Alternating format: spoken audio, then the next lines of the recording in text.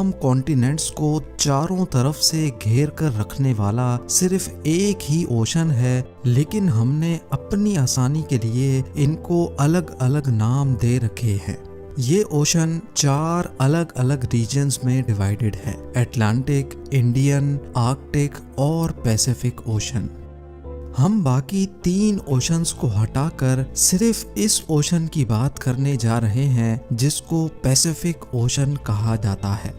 Pacific अकेला ही इतना बड़ा है कि अगर पेरू और चिली के दरमियान ओशन के बॉटम तक जाकर एक सुराख किया जाए और उस सुराख को आर पार करके सीधा अर्थ के ऑपोजिट साइड से निकाला जाए, तो आपको ये बात जानकर हैरत होगी कि इतना सब कुछ करने के बावजूद भी आप वियतनाम और ताइवान के करीब पैसिफिक ओशन से ही निकलेंगे। अर्थ के किसी भी एक स्पॉट के ठीक ऑपोजिट साइड वाले स्पॉट को एंटीपोड कहा जाता है। पैसिफिक ओशन इतना बड़ा है कि इसके खुद के कई एंटीपोड्स मौजूद हैं, लेकिन ये इसका पैमाना जानने की सिर्फ एक शुरुआत है। हमारी अर्थ का पूरा एक गोल चक्कर यानी अर्थ का सरकमफ्रेंस 40,000 किलोमीटर्स बनता है। यानी अगर किसी एक पॉइंट से हवाई जहाज फ्लाई करे तो पूरे 40,000 किलोमीटर का डिस्टेंस कवर करने के बाद जहाज वापस उसी जगह पहुंच जाएगा जहां से उसने टेक ऑफ किया था। पैसिफिक ओशन में कई एरियाज ऐसे हैं जिनके दरमियान का टोटल डिस्टेंस पूरे अर्थ के सरकमफ्रेंस का 50% है। जी हाँ, लगभग पूरे 20,000 किलोमीटर्स। ये हिस्सा इंडोनेशिया और कोलंबिया के दरमियान मौजूद है, जिसको पैसिफिक ओशन का सबसे लंबा हिस्सा माना जाता है और ये तकरीबन 20,000 किलोमीटर बनता है। रिसर्च के दौरान मुझे भी ये जानकर हैरत हुई कि इंडोनेशिया और कोलंबिया के दरमियान पैसिफिक ओशन के इस हिस्से में हमारा पूरा चांद फिट आ सकता है।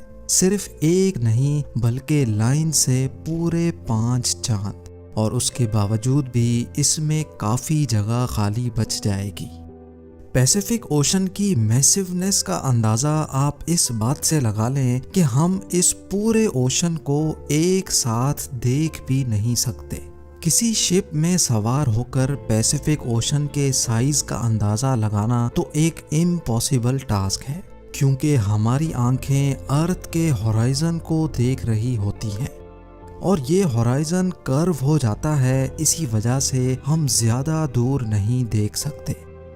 यही रीज़न है कि समंदर में दूर दूर तक देखने पर समंदर और आसमान एक दूसरे से मिले हुए लगते हैं। 6 फुट लंबा इंसान समंदर में सिर्फ 5 किलोमीटर दूर तक देख सकता है। अगर उसके भी पार देखना हो तो किसी ऊंची जगह से देखना ज़रूरी हो जाता है। अगर समंदर के ऊपर किसी हवाई जहाज में माउंट एवरेस्ट जितनी ऊंचाई से भी देखा जाए तो हमें पैसिफिक ओशन सिर्फ 370 किलोमीटर दूर तक ही नजर आ सकेगा। यानी सिर्फ इतना दूर जितनी ये लाइन आप देख रहे हैं। ये तो हुई सिर्फ हवाई जहाज से देखने की बात। पैसिफिक ओशन को हम 400 किलोमीटर दूर आसमान में गर्दिश करते इंटरनेशनल स्पेस स्टेशन से भी एक साथ नहीं देख सकते। एक अंदाजे के लिए गूगल अर्थ का रुख करते हैं। ये है पैसिफिक ओशन में मौजूद एक आइलैंड जो बोरा बोरा के नाम से फेमस है। ये वो हाइट है जहां से नॉर्मली ड्रोन कैमरा देख सकता है। जूम आउट करके अब हम 10 किलोमीटर की उस हाइट तक पहुंच चुके हैं जहां से नॉर्मल कमर्शियल एयरप्लेन में बैठकर देखा जा सकता है। मजीद जूम आउट किया जाए तो 400 किलोमीटर की हाइट पर अब हम इंटरनेशनल स्पेस स्टेशन की ऊंचाई से पैसिफिक ओशन को देख रहे हैं। लेकिन अभी भी हमें पूरा पैसिफिक एक साथ नजर नहीं आ पा रहा। मजीद जूम आउट करके अब हम 10,000 टाइम्स और ऊपर चले जाते हैं।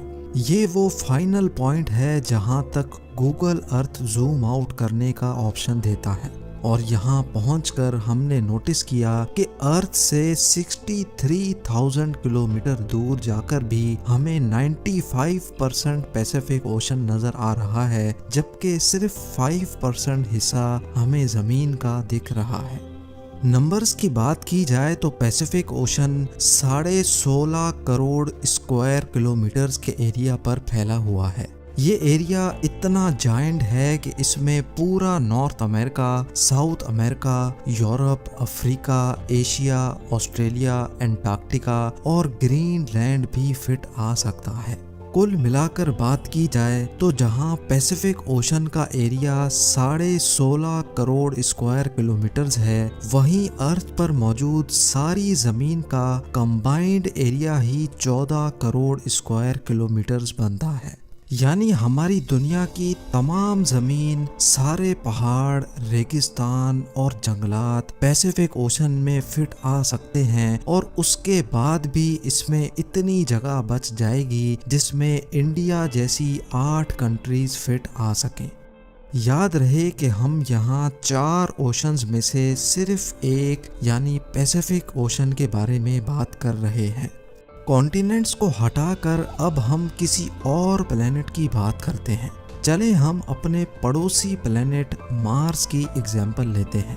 मार्स का total area 14.8 crore square kilometres है। अगर पैसिफिक ओशन के पानी का पूरे मार्स प्लेनेट से मुकाबला करवाया जाए तो हैरतअंगेज तौर पे पूरा का पूरा मार्स, इसमें मौजूद तमाम क्रेटर्स और माउंटेन्स सब के सब पानी में कई 100 फीट तक डूब जाएंगे। अभी तक हमने पैसिफिक ओशन के सरफेस यानी इसकी सतह के बारे में बात की है। जितना बड़ा ये ऊपर से दिखता है उससे भी कहीं ज्यादा ये गहरा भी है। पैसिफिक ओशन में चैलेंजर डीप ट्रेंच के नाम से पहचाना जाने वाला पॉइंट अभी तक ढूंढा जाने वाला सबसे डीपेस्ट पॉइंट है, जो समंदर की सतह से 11 किलोमीटर नीचे है। और पैसिफिक का ये गहरा तरीन पॉइंट कोई अकेला नहीं है।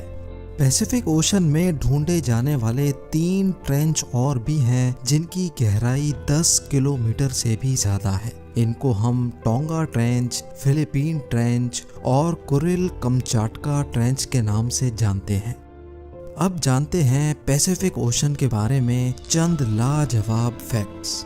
आज से 509 साल पहले फर्डिनेंड मैगेलन नामी यूरोपियन शख्स ने पूरा पैसिफिक ओशन पार किया था और उसी ने ही इसको पैसिफिक का नाम दिया था, जिसका मतलब है पीसफुल सी। हर गुजरते साल पैसिफिक ओशन छोटा होता जा रहा है, जिसका main reason underwater tectonic plates की मूवमेंट है। लेकिन अच्छी बात यह है कि जितना छोटा पैसिफिक होता जा रहा है उसी स्पीड से अटलांटिक ओशन बड़ा भी हो रहा है। दुनिया में ज्यादातर अर्थक्वेक्स और सुनामी पैसिफिक ओशन के बॉटम पर मौजूद टेक्टोनिक प्लेट्स की वजह से आते हैं। पूरी दुनिया में सबसे ज्यादा एक्टिव वोल्केनोज पैसिफिक ओशन के बॉटम में ही पाए जाते हैं। करीब 75,000 से भी ज्यादा वोल्केनोज पैसिफिक ओशन के अंदर मौजूद हैं और इनमें से सबसे बड़ा वोल्केनो न्यूजीलैंड के करीब हेवर सी माउंट के नाम से जाना जाता है। बाकी तमाम चीजों के साथ साथ आइलैंड्स में भी पैसिफिक का पहला नंबर है। पूरे पैसिफिक ओशन में 25,000 से भी ज़्यादा आइलैंड्स मौजूद हैं और इनमें से हज़ारों आइलैंड्स ऐसे हैं जिन पर आज तक कोई इंसान नहीं जा पाया। इन तमाम आइलैंड्स को गूगल अर्थ पर ही ढूंढने में कई महीनों का वक्त भी लग सकता है।